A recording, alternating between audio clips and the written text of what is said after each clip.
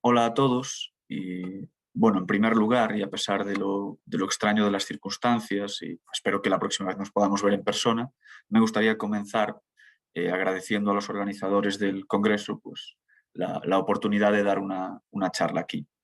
Charla que se titula Subvariedades con curvaturas principales constantes en espacios simétricos de tipo no compacto. El objetivo de esta charla va a ser, en primer lugar, explicar o definir qué entendemos por subvariedades con curvaturas principales constantes y construir, describir y a continuación clasificar bajo ciertas hipótesis adicionales una familia de subvariedades homogéneas con curvaturas principales constantes en espacios simétricos de tipo no compacto. Esta charla se basa en un trabajo conjunto con el profesor Jürgen Bert. Y he decidido dividirla en dos secciones. Primero, pues voy a recordar y a introducir las definiciones de subvariedad homogénea y CPC, respectivamente. Con CPC me refiero a curvaturas principales constantes. Y a continuación, pues establecer algunas notaciones relativas a las herramientas algebraicas de espacios simétricos de tipo no compacto que vamos a utilizar. Y en la segunda parte, pues simplemente voy a establecer el marco general del problema que vamos a estudiar y a explicar el resultado principal. Entonces, bueno, como digo, dado que vamos a estudiar subvariedades homogéneas CPC con curvaturas principales constantes, pues voy a empezar recordando lo que era una subvariedad homogénea. Entonces, bueno, pues M barra va a denotar una variedad riemanniana que va a jugar el papel de espacio-ambiente, M va a ser una subvariedad de M barra y G va a ser un grupo de Lie. Entonces, como digo, la subvariedad M de M barra va a ser homogénea o extrínsecamente homogénea si para cada par de puntos P y Q en M existe una isometría de G que deja invariante la subvariedad M y que envía el punto P en el punto Q. O dicho de otro modo, una subvariedad M en M barra se dice homogénea si se puede describir como la órbita de un subgrupo del grupo de isometrías de M barra, del espacio ambiente. De entre las subvariedades homogéneas tienen especial interés, son especialmente interesantes las de codimensión 1, las hipersuperficies homogéneas. O dicho de otro modo, las acciones de cohomogeneidad 1. Si tenemos un grupo de Lie actuando sobre una variedad riemanniana M barra, actuando isométricamente sobre una variedad riemanniana M barra, esta acción isométrica se dice de cohomogeneidad 1 si las órbitas maximales son hipersuperficies. Cuando uno tiene una acción de cohomogeneidad 1, esto induce en la variedad pues, una foliación riemanniana singular. Y en el contexto en el que nosotros nos vamos a mover, o en el contexto al que a nosotros nos interesa, de un modo un poco informal, esta foliación riemanniana singular puede ser de dos tipos. O bien está enteramente constituida por hipersuperficies homogéneas, hipersuperficies homogéneas que son equidistantes, como en este dibujo que acabo de poner aquí. En este caso se dice que es una foliación regular.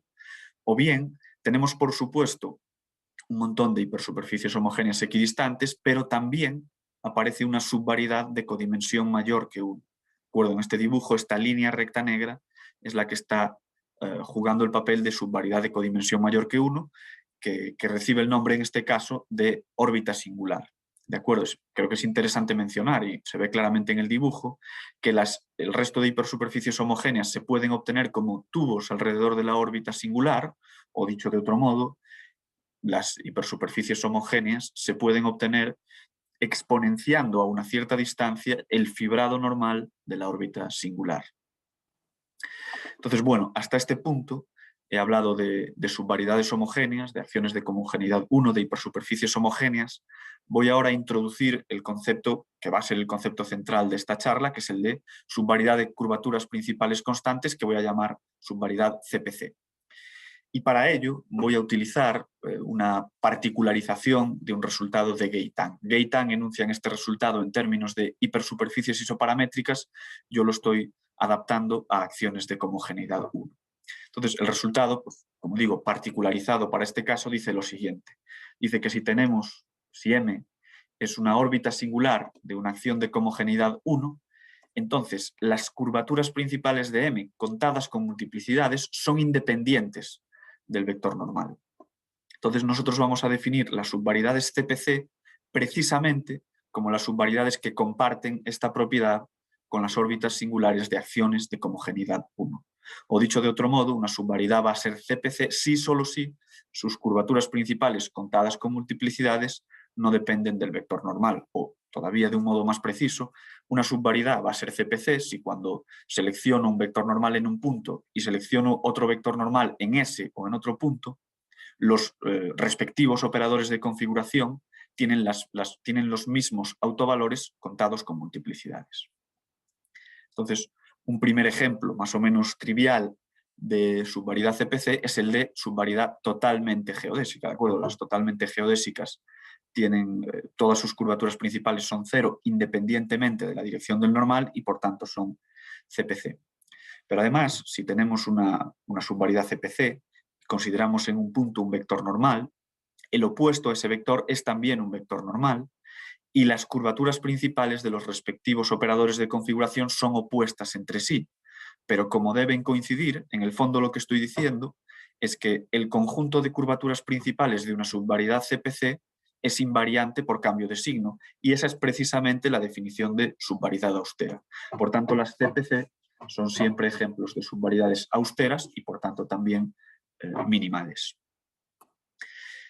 Y a la luz de este resultado que enunciaba arriba, esta particularización del resultado de Gay-Tang, parece razonable irse, si uno quiere buscar ejemplos de subvariedades CPC, irse a acciones de cohomogeneidad 1 conocidas.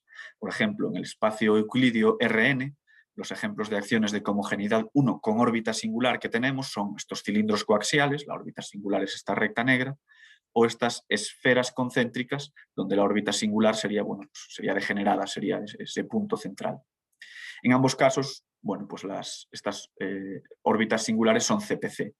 Lo mismo sucede en el espacio hiperbólico real, que estoy utilizando en el dibujo el modelo de la bola para el espacio hiperbólico, y la acción de cohomogeneidad 1 que tenemos con órbita singular sería esta de aquí, sería construir tubos alrededor de esta línea recta negra que juega el papel de un RH1 totalmente geodésico. Es decir, esta órbita singular, otra vez, además de CPC, es totalmente geodésica. Es decir, es un resultado en ese sentido trivial de subvariedad CPC.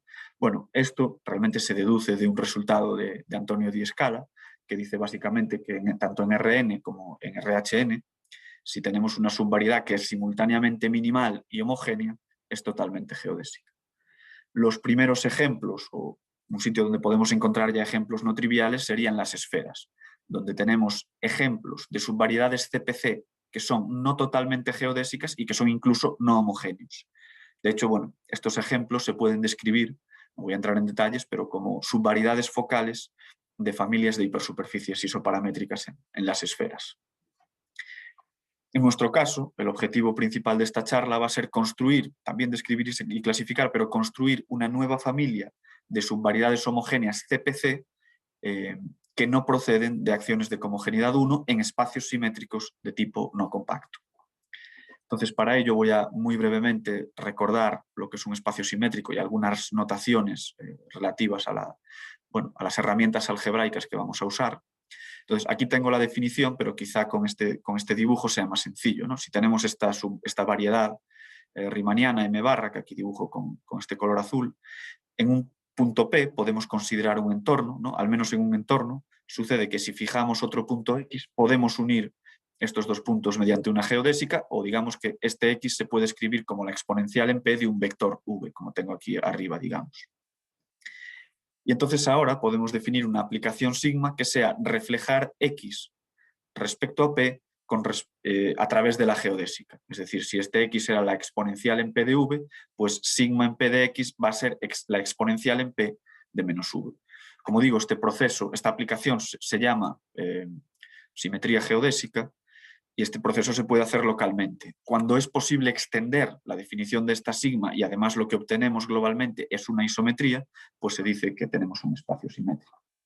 En términos algebraicos, que son los que nos van a interesar, si denotamos por G la componente conexa del grupo de isometrías de M barra y por K el grupo de isotropía de un punto O, ¿vale? Un punto cualquiera O del espacio simétrico, pues M barra, este espacio simétrico de partida, resulta ser difeomorfo al cociente de G sobre K.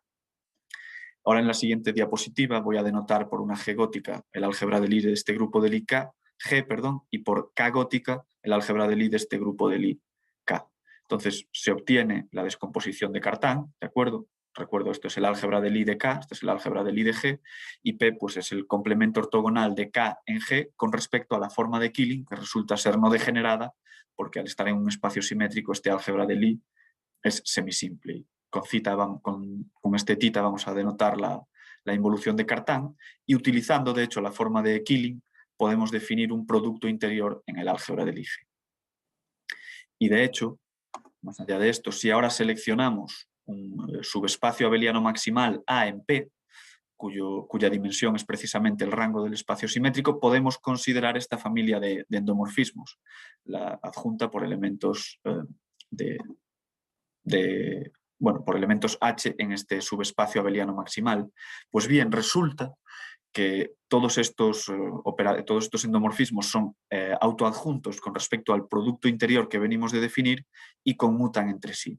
Por tanto, diagonalizan simultáneamente y podemos descomponer el álgebra del Lie como una suma directa de esos autoespacios generalizados, que es la que se denomina descomposición en espacios de raíces. Cada uno de estos G alfa y este G alfa y este G0 se denominan espacios de raíces. Aquí tenemos la definición de cada uno de ellos, donde lambda es un elemento del dual de A. De hecho, cada elemento del dual de A para el cual su autoespacio generalizado es distinto de cero, pues eso se llama una raíz, y sigma se denomina el espacio de raíces. Escribo aquí en rojo dos propiedades que son importantes, pero que sobre todo van a ser importantes en esta charla. La primera pues, relaciona el producto corchete con los espacios de raíces, diciendo que pues, si consideramos el bracket de un elemento de G alfa con uno de G beta, pues eso va a caer en el espacio de raíz asociado a alfa más beta. Y por otra parte nos dice que si aplicamos la involución de Cartan a un espacio de raíz G alfa, lo que obtenemos es el espacio de raíz G menos alfa. Esta última propiedad que estoy comentando quiere decir además que si un covector de A es una raíz, su opuesto también va a ser una raíz, dado que este tita es una involución. Entonces, esto permite definir una noción de positividad en el espacio de raíces sigma, que al final, bueno, pues quiere decir que voy a tener raíces positivas y raíces negativas. Obviamente, dado que si un covector es raíz, su opuesto también es raíz, esta noción de positividad va a respetar eso, en el sentido de que si una raíz es positiva, su opuesta va a tener que ser negativa. Bueno, con esta definición, con esta noción de positividad, podemos definir N, un álgebra de Lie, como la suma de los espacios de raíces asociados a raíces positivas. Es fácil ver que es un álgebra de Lie utilizando precisamente esta propiedad del producto corchete con los espacios de raíz, y podemos, utilizando pues, este N que acabamos de definir, el A que seleccionamos, el subespacio abeliano maximal que seleccionamos en P, y el álgebra de Lie del grupo de isotropía, obtenemos la que se denomina descomposición de Iwasawa, que básicamente nos dice que cualquier elemento del álgebra de Lie del grupo de isometrías se puede escribir como la suma de un elemento en un álgebra compacta, más un elemento en una álgebra abeliana, más un elemento en un álgebra nilpotente. Y más allá de esto, si ahora nos centramos en A más N, en esta parte que es resoluble, y denotamos por AN el subgrupo de Lie de G, cuya álgebra de Lie es precisamente A gótica más N gótica, resulta que AN actúa en M barra libre y transitivamente, es decir, que hay ahí un difeomorfismo. Entonces, si pulvaqueamos la métrica que tenemos en M barra, al final lo que estamos haciendo es identificar nuestro espacio simétrico de tipo no compacto con un grupo de Lie. De hecho, con un grupo de Lie resoluble con una métrica invariante a la izquierda. Esta es una de las herramientas que usamos aquí, una de las herramientas clave que usamos aquí, porque identificar nuestro espacio simétrico de tipo no compacto con un grupo de Lie nos permite reescribir mucha de la geometría en términos de álgebras de Lie. Por ejemplo, podemos reescribir en términos de álgebras de Lie la métrica, podemos reescribir en términos de álgebras de Lie la conexión de Levi-Civita, y podemos reescribir también en términos de álgebras de Lie el propio producto corchete. Y antes de pasar al problema que nos va a ocupar, necesito introducir la noción de raíz simple. Recordemos que sigma denota el conjunto de raíces. Recordemos también que tenemos una noción de positividad, básicamente raíces positivas y negativas. Y entonces una raíz positiva se va a decir simple, vamos a decir que es simple, cuando no se puede escribir como la suma de raíces positivas. Es interesante, yo creo, comentar aquí que cualquier raíz positiva al final se va a poder escribir como una combinación lineal de enteros no negativos de raíces simples, y análogamente cualquier raíz negativa se va a poder escribir como una combinación lineal de enteros no positivos de raíces simples. Pero más allá de esto, utilizando las raíces simples, se pueden construir los denominados diagramas de Dynkin, que son estos diagramas pues, compuestos de nodos y ejes que tengo aquí. No puedo explicar con mucha precisión cómo se construyen, pero básicamente cada nodo se corresponde con una raíz simple y luego las raíces simples se conectan entre sí utilizando pues, unos cálculos derivados de un producto interior que tenemos, que existe en el conjunto de raíces. Perdón. Entonces, simplemente como comentario, por ejemplo, aquí alfa 6 y alfa 5 están conectadas por un solo eje. Esto quiere decir, por ejemplo, que ambas tienen la misma longitud, y que alfa 6 y alfa 4 no estén conectadas entre sí, no haya un eje conectando ambas, quiere decir que son ortogonales con respecto a este producto interior que tenemos en el conjunto de raíces. Bueno, al final esto significa que a cada espacio simétrico le podemos asignar un diagrama de Dynkin y aquí tenemos todas las posibilidades para un diagrama de Dynkin de un espacio simétrico irreducible de tipo no compacto.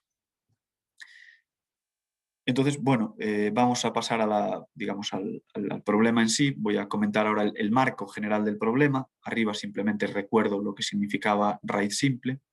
Y aquí explico eso, como decía, el marco general del problema. Entonces, nos vamos a centrar en la parte resoluble de la descomposición de Iwasawa, es decir, en la suma de A y N, donde A era una álgebra abeliana y N era la suma de espacios de raíces asociados a raíces positivas. Voy a denotar por pi' las raíces simples reducidas, es decir, raíces simples cuyo doble no es una raíz, y ahora vamos a seleccionar V, un subespacio en la suma de espacios de raíces asociados a las raíces de pi', a raíces simples reducidas. Y construimos a continuación este conjunto S-gótica como la suma de A, y esto de aquí es sumar, digamos, el complemento ortogonal de V en N. Este S-gótica, en principio, no tiene por qué ser una subálgebra de Lie, pero cuando lo sea, podemos calcular S, el subgrupo de AN, cuya álgebra de Lie es S-gótica. Y podemos entonces considerar la órbita de S a través de O, donde recuerdo que este O era el punto que escogíamos para inducir la descomposición de Iwasawa. Entonces, la pregunta principal que nos hacemos, o la pregunta que vamos a responder en esta charla, es en qué casos esta órbita que acabo de construir es una subvariedad CPC, es una subvariedad con curvaturas principales constantes. Para ello me voy a centrar primero en un caso muy particular. Vamos a escoger dos raíces simples, alfa 0 y alfa 1, conectadas en el diagrama de Dynkin por un solo eje, es decir, raíces conectadas en el diagrama de Dynkin y con la misma longitud. Vamos a seleccionar V0 en G alfa 0 y V1 en G alfa 1. Y vamos a, digamos, hacer el proceso que explicaba arriba, pero tomando como V un V que sea la suma directa de V0 y V1. Entonces, bueno, pues dado que vamos a ver en qué casos esta órbita es CPC. Y dado que es una subvariedad homogénea, nos llega con estudiar el operador de configuración en el punto O, donde tenemos estas identificaciones. Podemos identificar el tangente con S gótica y el normal con V0 más V1. En este punto, alguien podría decir, hombre, acabas de explicar el marco general del problema, permites que V esté dentro de toda esta suma de espacios de raíces y ahora te está restringiendo un caso muy particular, porque solo me permite escoger dos raíces simples, además tienen que estar conectadas en el diagrama de Dynkin y además por un solo eje. Entonces, efectivamente, estas hipótesis son muy restrictivas, viéndolas así, pero al final voy a tratar de explicar por qué este es el único caso que realmente tenemos que estudiar.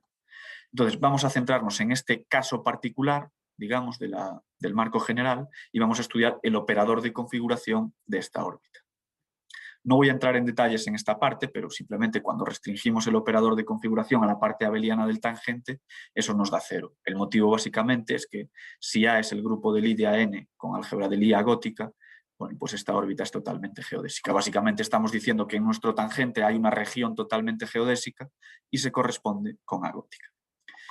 Entonces, bueno, para entender en qué casos esta órbita es CPC, tenemos que estudiar la restricción del operador de configuración a la parte del tangente que está contenida en n, en la suma de espacios de raíces asociados a raíces positivas. Entonces, vamos allá. Arriba recuerdo simplemente el caso que estamos estudiando. Aquí tengo la conexión de Levi-Civita de un espacio simétrico de tipo no compacto para un x, xi e y de A más n, que viene expresada en términos básicamente del producto corchete y de la involución de Cartan. Entonces, como decía, vamos a calcular directamente el operador de configuración S-xi, donde xi pues, es un normal genérico, ¿vale? Proyectando en V0 y en V1. Entonces, utilizando la conexión de Levi-Civita, obtenemos esta expresión para el operador de configuración con respecto a xi cuando se lo aplicamos a un elemento de G lambda, ¿vale? Voy a explicar, en primer lugar, estos contenidos que escribo aquí, o estos pertenece que escribo aquí. Entonces, para ello, estoy utilizando estas dos propiedades que comenté cuando hablaba de espacios simétricos de tipo no compacto. Como X está en G lambda por hipótesis y chi 0 está por hipótesis en G alfa 0, entonces esto va a estar en el espacio de raíz asociado a lambda más alfa 0. Utilizando la linealidad del producto corchete, lo mismo sucede con este de aquí. Y en el segundo y el tercer término simplemente estoy combinando eso con el hecho de que la involución de Cartan me envía cada espacio de raíz en el espacio de raíz asociado a la raíz opuesta. Entonces, bueno, pues tengo que cada uno de estos términos pertenece a la suma de espacios de raíces que expongo arriba. Bueno, entonces esto significa, o viendo esta fórmula y estos pertenece, esto significa que para entender en qué casos nuestra subvariedad es CPC, vamos a tener que entender de qué manera el operador de configuración relaciona entre sí los espacios de raíces positivas. Bueno, hay una primera parte que sale más o menos fácil y es, fijaos que aquí tengo la raíz menos lambda más alfa 0 y aquí tengo exactamente la opuesta, lambda menos alfa 0, y lo mismo para, obviamente, estas dos de aquí. Entonces, teniendo en cuenta la noción de positividad que yo tengo, tiene que suceder que o bien esta, una va a ser positiva y otra negativa. Y dado que estoy en la parte resoluble, la parte negativa la puedo quitar porque aquí estoy proyectando al tangente. Entonces, dado que alfa 0 es simple y lambda es positiva, esto de aquí o bien no es una raíz o bien es negativa. Por tanto, este término lo puedo cancelar. Y ahora vamos a trabajar esta parte, ¿no? El punto clave para trabajar estos dos términos es, digamos, encontrar una manera de organizar los cálculos. Y la manera, pues, es generalizar la noción de string. Vamos a definir una relación de equivalencia en el conjunto de raíces y vamos a decir que gamma 1 es equivalente a gamma 2 si pertenecen al mismo alfa 0, alfa 1 string. Aquí tengo la definición de lo que es, el alfa 0, alfa 1 string de una raíz gamma. Son el conjunto de raíces que puedan escribirse como gamma y una combinación lineal entera de alfa 0 y alfa 1. O dicho de otro modo, gamma 1 y gamma 2 van a ser equivalentes solo si difieren en una combinación lineal entera de alfa 0 y alfa 1. Esta relación de equivalencia induce una partición en el conjunto de raíces, en particular en el conjunto de raíces de raíces positivas, y por tanto induce una descomposición en la parte del tangente que estamos estudiando, ¿de acuerdo? Esta es la descomposición que tendríamos. Y es una descomposición en la que cada subespacio es invariante con respecto al operador de configuración. La clave está en esta fórmula. Fijaos que aquí cogí un X en G lambda y cuando le apliqué el operador de configuración me quedo siempre dentro de espacios de raíces y esas raíces están en el alfa 0, alfa 1 string de lambda. Por tanto, como decía, en esta descomposición todos los subespacios son invariantes respecto al operador de configuración. O dicho de otro modo, la matriz del operador de configuración es diagonal por bloques y cada bloque se corresponde con uno de estos subespacios. Y además, ahora nuestra subvariedad va a ser CPC si solo si, digamos, las curvaturas principales de cada bloque no dependen del vector normal. Entonces, al final estamos reduciendo saber si nuestra subvariedad es CPC a saber si lo es, digamos, cada bloque. Entonces, en este punto yo creo que hay una pregunta clara que hacerse. Todo esto que acabamos de hacer es interesante, es decir, ¿somos capaces de controlar esos bloques, cuántos hay, cómo son? ¿O somos capaces de controlar esos subespacios de la descomposición, cuántos son, cómo son? O la pregunta que realmente es la que respondemos, que es cuántos y cómo son los alfa 0, alfa 1 strings de cada raíz. Entonces, yo creo que la clave de este trabajo está en esta descomposición, ¿de acuerdo? Y está en que la respuesta a la pregunta que estoy formulando es una respuesta simple. No digo que responderla sea simple, que no lo es, pero digo que la respuesta queda simple porque nos dice básicamente que tenemos 3 tipos de alfa 0, alfa 1 strings. Y son estos 3 que tengo aquí. No voy a entrar en detalles con digamos, el caso 2 y el caso 3, pero estos bloques de la matriz funcionan bien con respecto a la propiedad de tener curvaturas principales constantes, y entonces todo se acaba reduciendo a estudiar este bloque del operador de configuración, o mejor dicho, este subespacio o el bloque que este subespacio induce en la matriz del operador de configuración. Pero aquí tengo justamente las raíces alfa 0, alfa 1, simples de partida, y su suma. Es decir, que en el fondo puedo pensar que me estoy restringiendo a un espacio simétrico de rango 2 y diagrama de Dynkin de tipo A2, porque estas son precisamente las raíces positivas de un espacio simétrico de rango 2 y diagrama de Dynkin de tipo A2. Entonces, al final, lo que estamos haciendo es el problema que formulé al principio en cualquier espacio simétrico, ya lo estamos reduciendo a estos 4 espacios simétricos, que son precisamente de tipo no compacto, que son precisamente los de rango 2 y diagrama de Dynkin A2. De hecho, los que ahora están pintados de negro se pueden pensar como dentro del que está pintado de rojo, y por tanto al final el problema que formulé para cualquier espacio simétrico se reduce a estudiar el mismo problema en este espacio simétrico concreto. ¿De acuerdo? Y eso es lo que hacemos. Digamos que, de un modo un poco informal, si empezamos en este espacio simétrico con una subvariedad CPC mediante un proceso de extensión que se llama extensión canónica, si extendemos esto a otro espacio simétrico va a seguir siendo CPC porque en la matriz del operador de configuración salen bloques asociados a estos tipos. Y si empezamos con una subvariedad CPC en cualquier espacio simétrico de tipo no compacto, al final, si nos restringimos a esta parte, pues va a tener que ser CPC también ahí. Entonces, antes de enseñar el resultado principal, simplemente en un punto de la charla, dije que nos íbamos a centrar en el caso de que teníamos 2 raíces alfa 0, alfa 1 conectadas en el diagrama de Dynkin y con la misma longitud, y dije que centrarnos solo en este caso no era tan restrictivo. Entonces, aquí voy a tratar de explicar por qué dije eso. Si escogiésemos más de 2 raíces, al menos 2 de ellas serían ortogonales, porque en los diagramas de Dynkin no hay ciclos, y entonces en los subespacios de la descomposición aparecería uno de este tipo. Y lo que sucede es que, digamos, en el bloque de la matriz asociado a este subespacio, las curvaturas principales, los autovalores, sí dependen del vector normal. Por tanto, nunca podemos usar más de 2 raíces.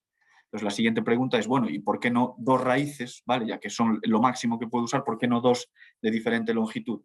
Bueno, porque si escoges un normal en G alfa, las curvaturas, el operador de configuración asociado a ese normal, tiene como autovalores básicamente la longitud de la raíz alfa. Entonces, si me cojo 2 normales en espacios de raíces con raíces de diferente longitud, los respectivos operadores de configuración tendrán diferentes autovalores. Y por último, ¿por qué cojo el V0 ya dentro de G alfa 0 y el V1 dentro de G alfa 1 y no algo, digamos, ahí dentro diagonal? Bueno, porque la condición de que ese sea subálgebra ya me impone que V va a tener que romper como V0 más V1.